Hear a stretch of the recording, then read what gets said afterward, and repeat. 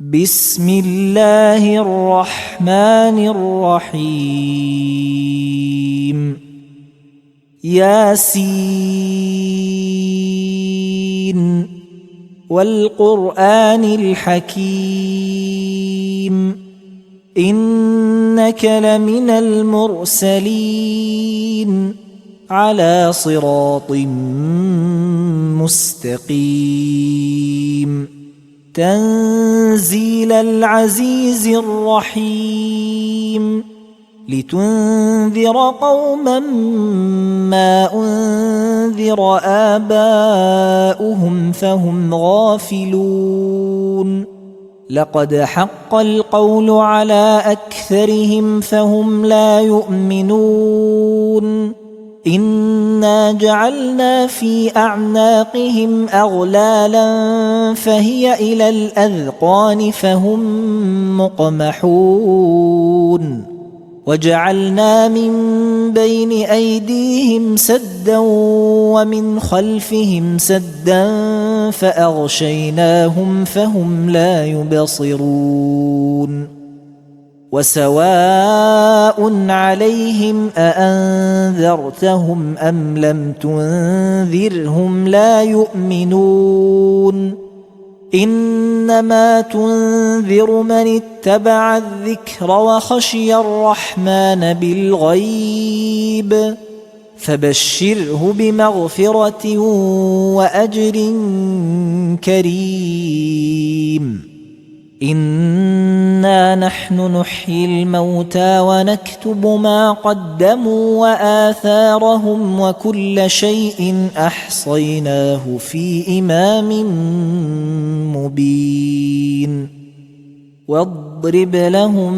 مثلا أصحاب القرية إذ جاءها المرسلون إذ أرسلنا إليهم اثنين فكذبوهما فعززنا بثالث فقالوا إنا إليكم مرسلون قالوا ما أنتم إلا بشر مثلنا وما أنزل الرحمن من شيء إن أنتم إلا تكذبون قالوا ربنا يعلم إنا إليكم لمرسلون وما علينا إلا البلاغ المبين قالوا إنا تطيرنا بكم لئن لم تنتهوا لنرجمنكم وليمسنكم منا عذاب أليم قالوا طائركم معكم أئن ذكرتم بل أنتم قوم مسرفون وجاء من أقصى المدينة رجل يسعى قال يا قوم اتبعوا المرسلين اتبعوا من لا يسألكم أجرا وهم مهتدون وما لي لا أعبد الذي فطرني وإليه ترجعون أأتخذ من دونه آلهة إن يردني الرحمن بضر لا تغن عني شفاعتهم شيئا ولا ينقذون إني إذا لفي ضلال مبين إني آمنت بربكم فاسمعون قيل ادخل الجنة قال يا ليت قومي يعلمون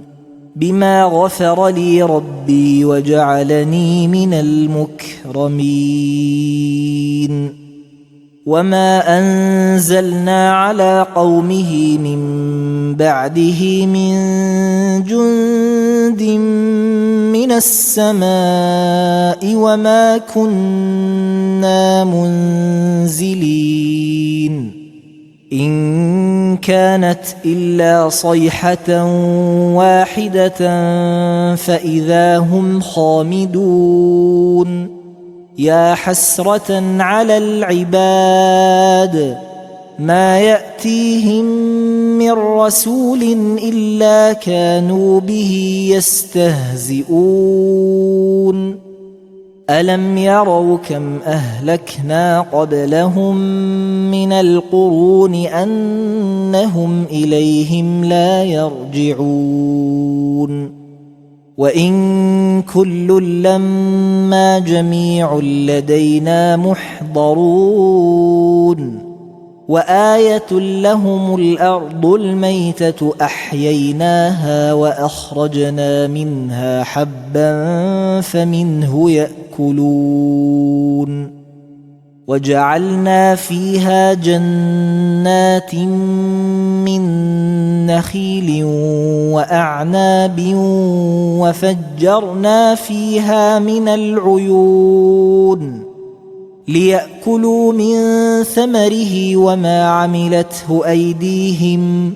أفلا يشكرون سبحان الذي خلق الأزواج كلها مما تنبت الأرض ومن أنفسهم ومما لا يعلمون وآية لهم الليل نسلخ منه النهار فإذا هم مظلمون والشمس تجري لمستقر لها ذلك تقدير العزيز العليم والقمر قدرناه منازل حتى عاد كالعرجون القديم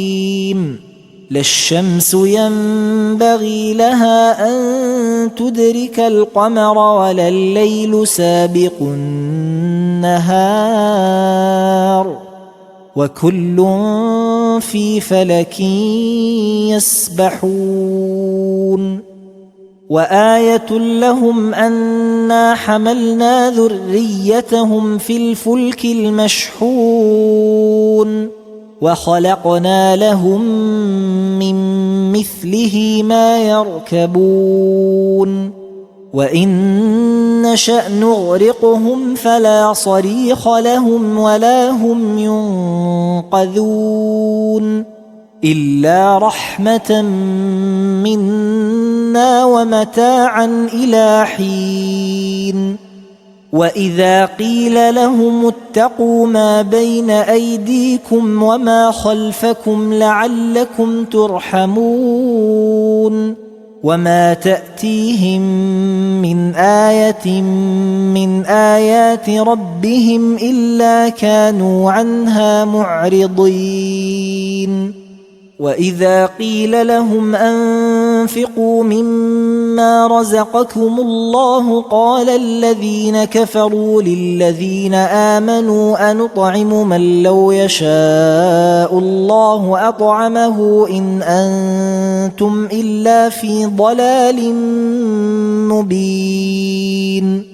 ويقولون متى هذا الوعد إن كنتم صادقين ما ينظرون إلا صيحة واحدة تأخذهم وهم يخصمون فلا يستطيعون توصية ولا إلى أهلهم يرجعون ونفخ في الصور فإذا هم من الأجداث إلى ربهم ينسلون قالوا يا ويلنا من بعثنا من مرقدنا هذا ما وعد الرحمن وصدق المرسلون إن كانت إلا صيحة واحدة فإذا هم جميع لدينا محضرون فاليوم لا تظلم نفس شيئا ولا تجزون إلا ما كنتم تعملون إن أصحاب الجنة اليوم في شغل فاكهون هم وأزواجهم في ظلال على الأرائك متكئون لهم فيها فاكهة ولهم ما يدعون سلام قولا من رب رحيم وامتازوا اليوم أيها المجرمون ألم أعهد إليكم يا بني آدم ألا تعبدوا الشيطان إنه لكم عدو مبين وأن اعبدوني هذا صراط مستقيم ولقد أضل منكم جبلا كثيرا أفلم تكونوا تعقلون هذه جهنم التي كنتم توعدون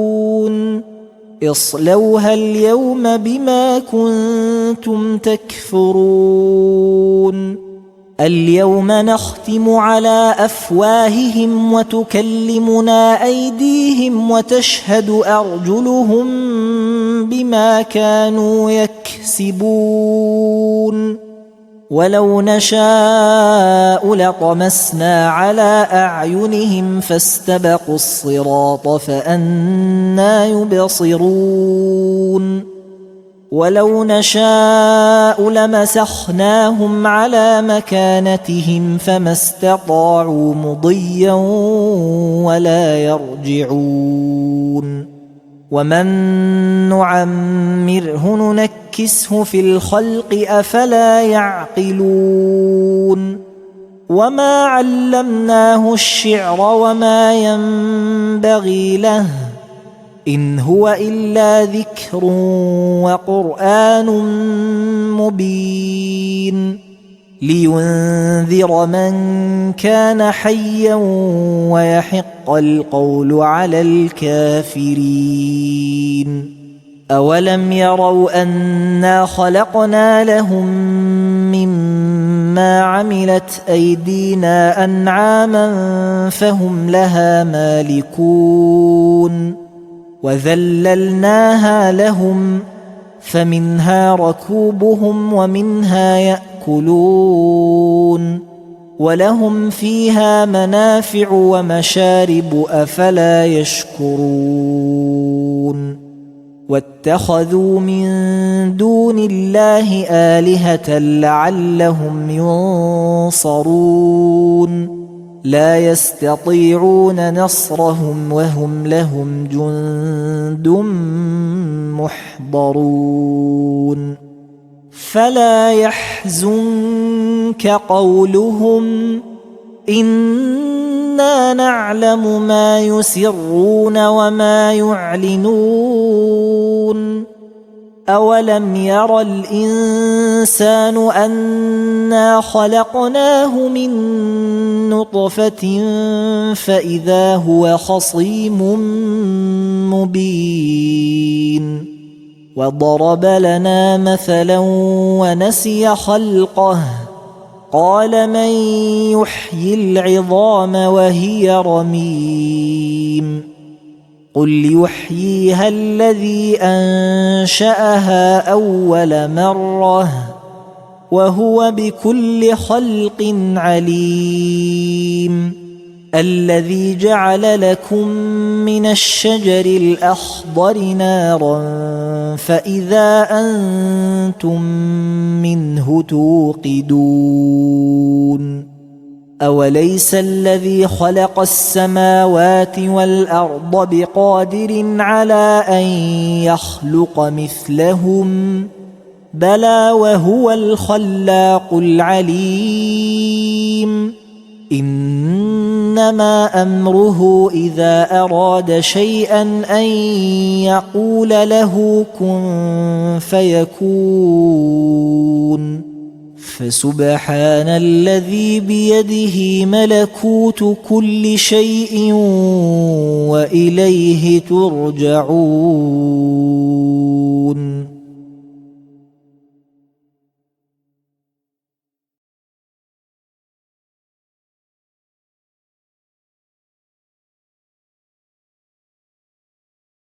بسم الله الرحمن الرحيم.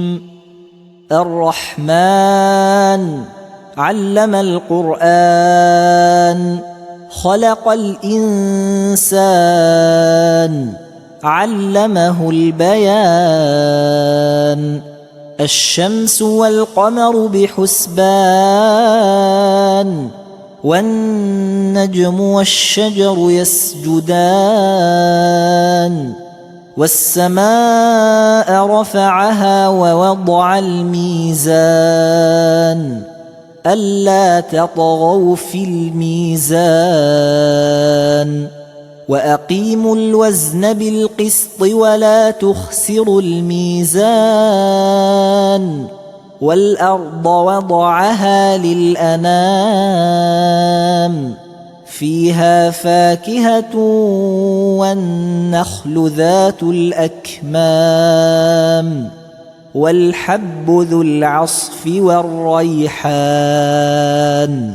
فبأي آلاء ربكما تكذبان؟ خلق الإنسان من صلصال كالفخار، وخلق الجان من مارج من نار. فبأي آلاء ربكما تكذبان؟ رب المشرقين ورب المغربين،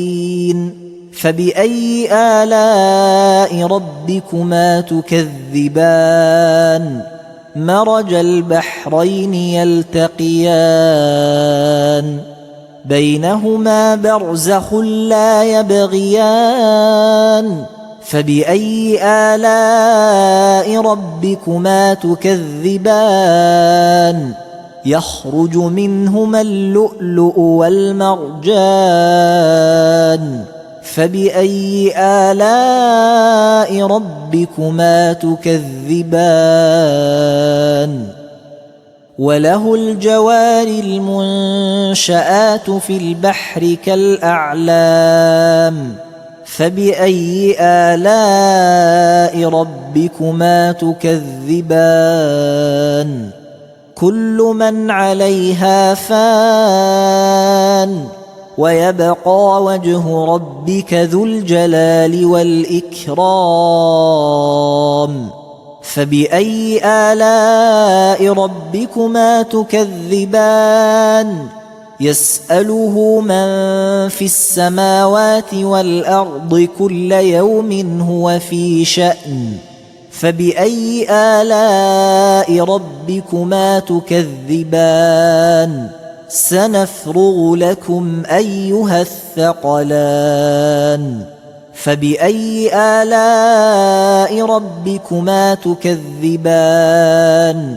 يا معشر الجن والإنس إن استطعتم أن تنفذوا من أقطار السماوات والأرض فانفذوا،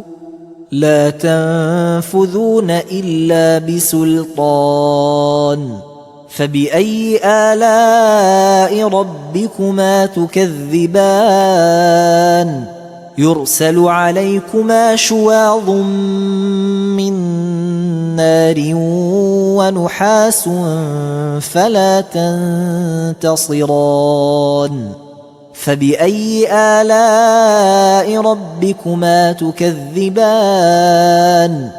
فإذا انشقت السماء فكانت وردة كالدهان. فبأي آلاء ربكما تكذبان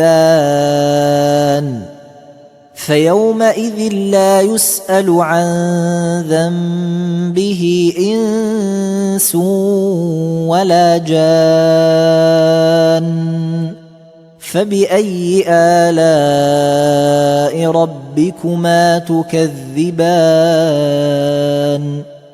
يعرف المجرمون بسيماهم فيؤخذ بالنواصي والأقدام فبأي آلاء ربكما تكذبان هذه جهنم التي يكذب بها المجرمون يطوفون بينها وبين حميم آن فبأي آلاء ربكما تكذبان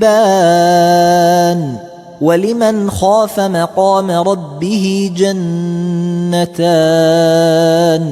فبأي آلاء ربكما تكذبان ذواتا أفنان فبأي آلاء ربكما تكذبان فيهما عينان تجريان فبأي آلاء ربكما تكذبان فيهما من كل فاكهة زوجان فبأي آلاء ربكما تكذبان متكئين على فرش بطائنها من استبرق وجنى الجنتين دان فبأي آلاء ربكما تكذبان فيهن قاصرات الطرف لم يطمثهن إنس قبلهم ولا جان فبأي آلاء ربكما تكذبان كأنهن الياقوت والمرجان فبأي آلاء ربكما تكذبان هل جزاء الإحسان إلا الإحسان فبأي آلاء ربكما تكذبان ومن دونهما جنتان فبأي آلاء ربكما تكذبان مدهامتان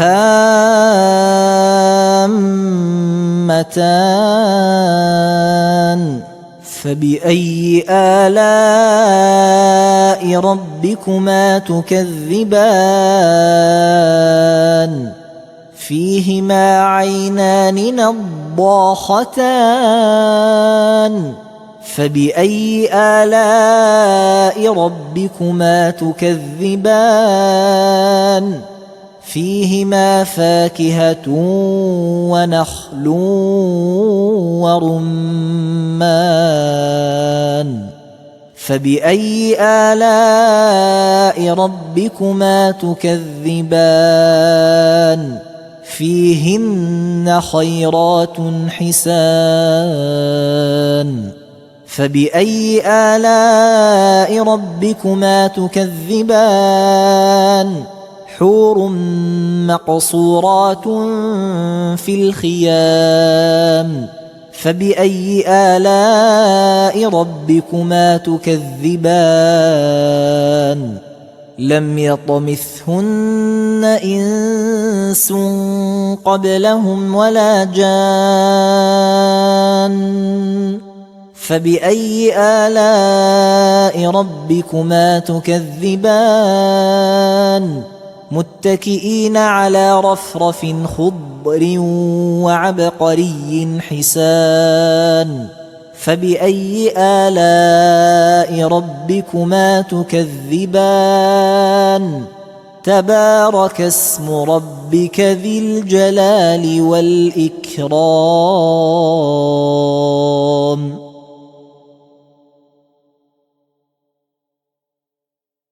بسم الله الرحمن الرحيم.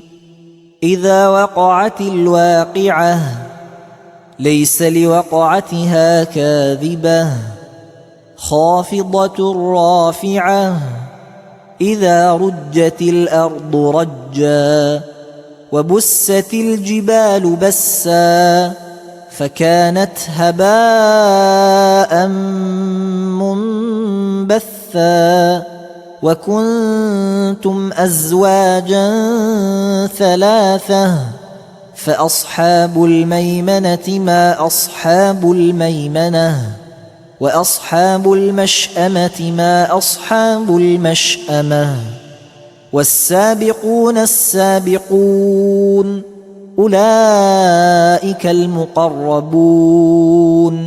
في جنات النعيم ثلة من الأولين وقليل من الآخرين على سرر موضونة متكئين عليها متقابلين يطوف عليهم ولدان مخلدون بأكواب وأباريق وكأس من معين لا يصدعون عنها ولا ينزفون وفاكهة مما يتخيرون ولحم طير مما يشتهون وحور عين كأمثال اللؤلؤ المكنون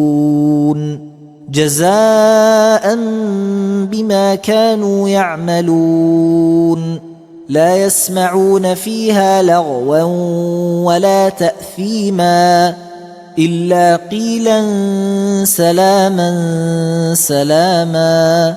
وأصحاب اليمين ما أصحاب اليمين في سدر مخضود وطلح منضود وظل ممدود وماء مسكوب وفاكهة كثيرة لا مقطوعة ولا ممنوعة وفرش مرفوعة إنا أنشأناهن إنشاء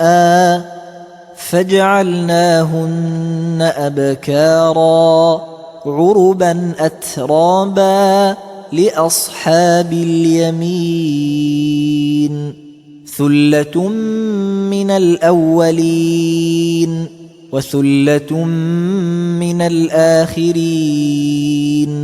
وأصحاب الشمال ما أصحاب الشمال في سموم وحميم وظل من يحموم لا بارد ولا كريم إنهم كانوا قبل ذلك مترفين وكانوا يصرون على الحنث العظيم وكانوا يقولون أإذا متنا وكنا ترابا وعظاما أإنا لمبعوثون أو آباؤنا الأولون قل إن الأولين والآخرين لمجموعون إلى ميقات يوم معلوم ثم إنكم أيها الضالون المكذبون لآكلون من شجر من زقوم فمالئون منها البطون فشاربون عليه من الحميم فشاربون شرب الهيم هذا نزلهم يوم الدين نحن خلقناكم فلولا تصدقون أفرأيتم ما تمنون أأنتم تخلقونه أم نحن الخالقون نحن قدرنا بينكم الموت وما نحن بمسبوقين على أن نبدل أمثالكم وننشئكم فيما لا تعلمون ولقد علمتم النشأة الأولى فلولا تذكرون أفرأيتم ما تحرثون أأنتم تزرعونه أم نحن الزارعون لو نشاء لجعلناه حطاما فظلتم تفكهون إنا لمغرمون بل نحن محرومون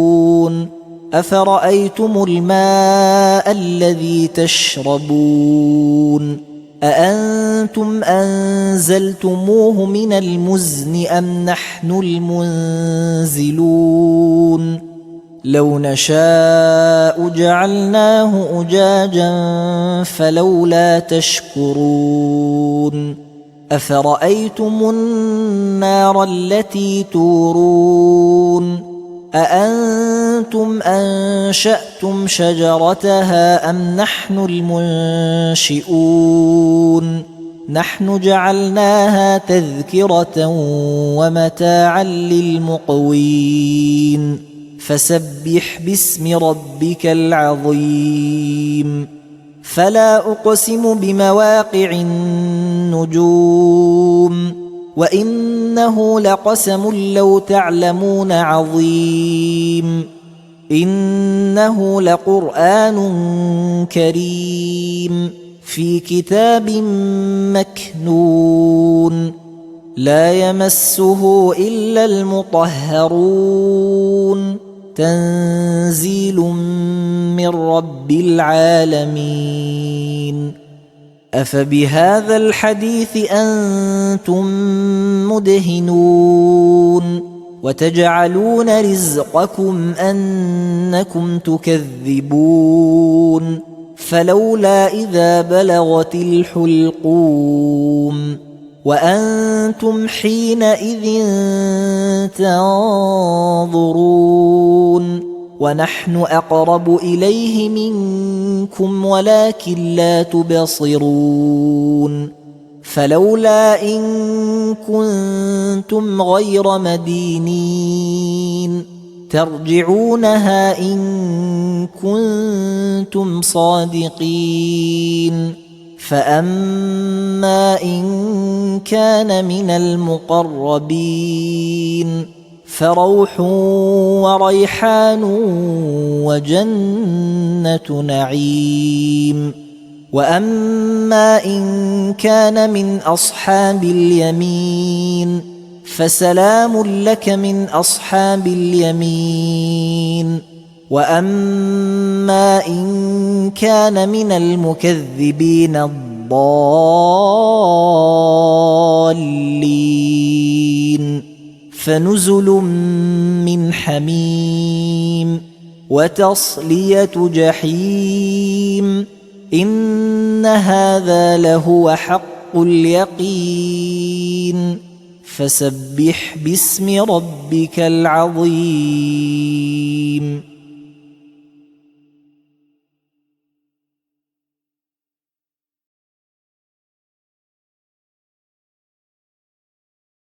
بسم الله الرحمن الرحيم تبارك الذي بيده الملك وهو على كل شيء قدير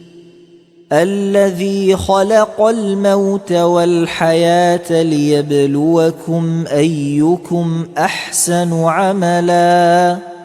وهو العزيز الغفور الذي خلق 7 سماوات طباقا ما ترى في خلق الرحمن من تفاوت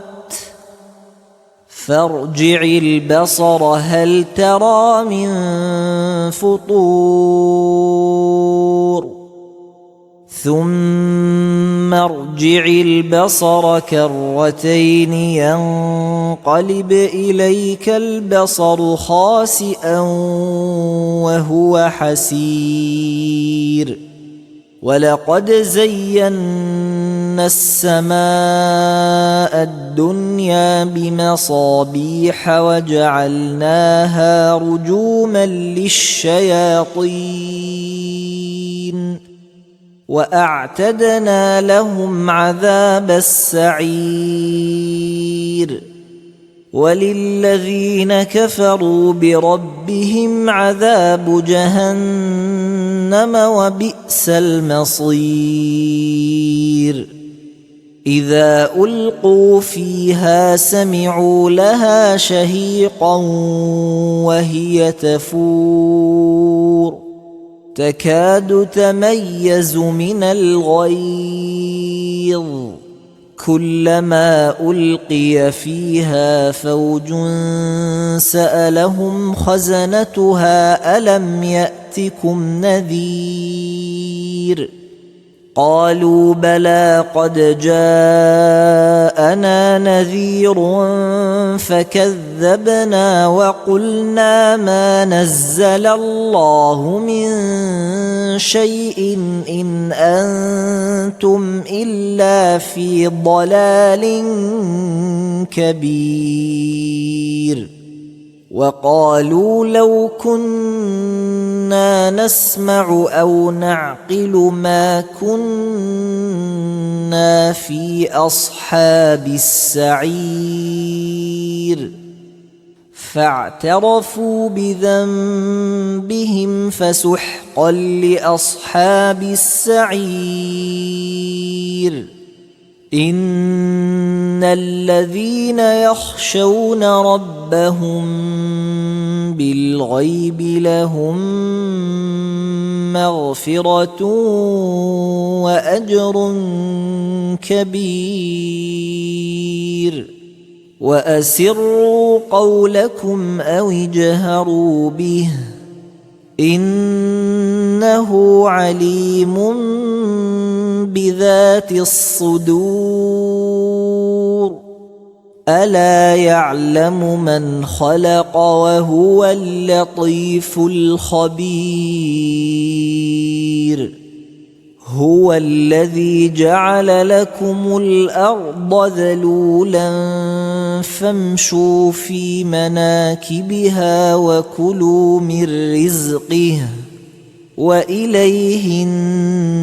النشور أأمنتم من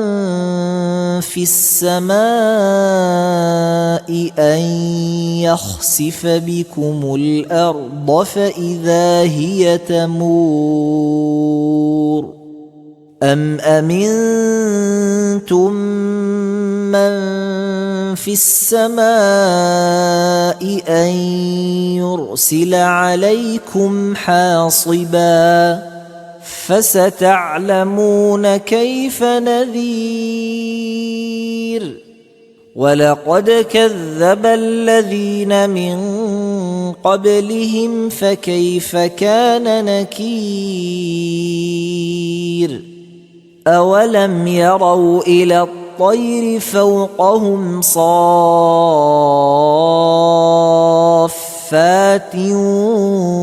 ويقبضن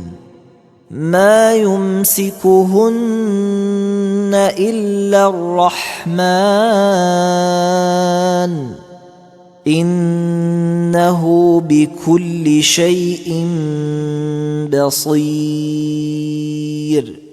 أمن هذا الذي هو جند لكم ينصركم من دون الرحمن إن الكافرون إلا في غرور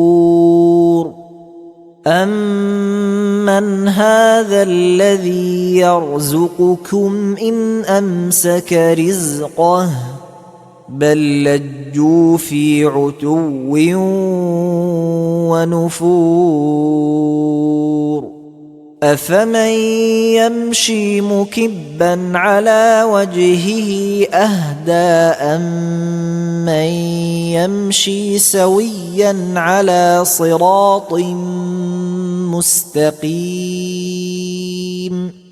قل هو الذي أنشأكم وجعل لكم السمع والأبصار والأفئدة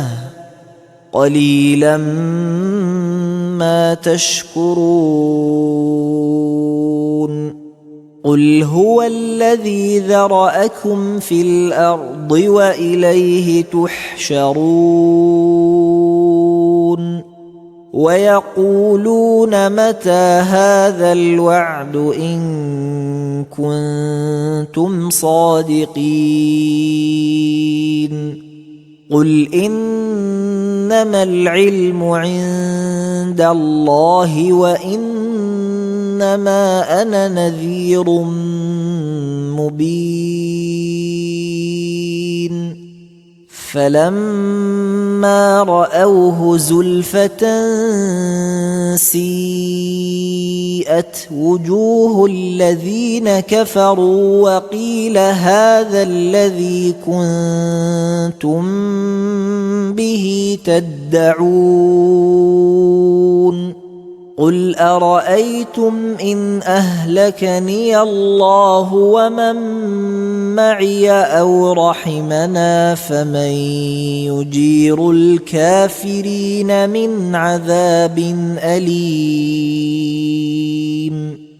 قل هو الرحمن آمنا به وعليه توكلنا فستعلمون من هو في ضلال مبين قل أرأيتم إن أصبح ماؤكم غورا فمن يأتيكم بماء